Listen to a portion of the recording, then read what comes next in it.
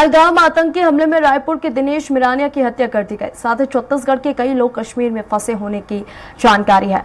मनेन्द्रगढ़ चिरमिरी में रहने वाले दो परिवार के 8 सदस्य राजधानी लौट आए हैं। उन्होंने बताया कि घटना को 4 आतंकियों ने अंजाम दिया है। अपनी आपबीती सुनाते हुए कुछ लोगों की आंखें नम हो गई। लोगों का कहना है कि हमले के दौरान वहां के लोकल कश्मीरियों ने ही उनकी मदद की। हमले के लगभग 45 मिनट बाद उन तक मदद पहुंची।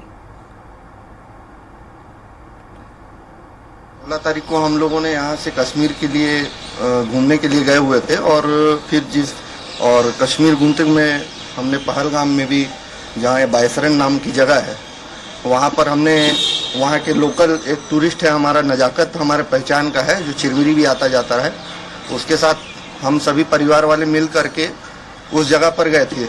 और वहीं पर जिस घटना स्थल पर करीबन हम वहाँ पर 20 से 25 मिनट थे, उसी दौरान वहाँ पर आतंकवादियों का हमला हो जाता है, जिसमें हम सभी वहाँ पर मौजूद थे उस समय। इतने आप और माइक की दूरी है, हम लोग आतंकवाद के उतने आतंकवादी के सामने ऐसे सामने फ्रंट में आ गए मेरे बच्चे, और मगर वो आतंकवादी इस फेस में बात कर रहा था और मेरा बच्चा इस फेस में था। तो मैं बच्चे को पकड़ा, पहले इसको उठाया पूरा को, बच्चे को पकड़ा और हम लोग पेड़ की तरफ भाग गए।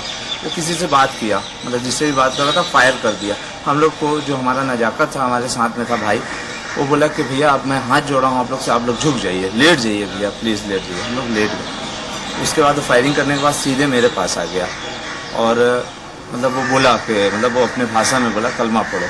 तो मैं एकदम सर झुकाया था और टोपी पहना हुआ था, मैं कश्मीरी टोपी पहना था, सर झुकाया हुआ था, मैं कुछ नहीं बोला। वो पता नहीं क्या हुआ, ईश्वर की कृपा है कि वो मेरे से साइड होके फिर गया नजाकत के पास, नजाकत को बोला। तो नजाकत बोला अपनी भाषा में, वो लोग अपनी कश्मीरी भाषा या जो भी भाषा हम नहीं जानते, उसने बात किया, उसने उससे बोला, उसने वो कलमा पढ़ा और उसने बोला मेरी बेटी है, जो अरविंद अग्रवाल की बेटी है, वो उसी के हाथ में थी उस समय, उस पल में।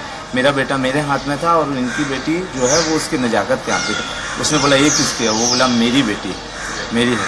उसने बचाया। फिर उसके जस्ट बगल में एक और इंसान था, उसने उसको बोला पढ़ने के लिए, उसको शूट कर दिया।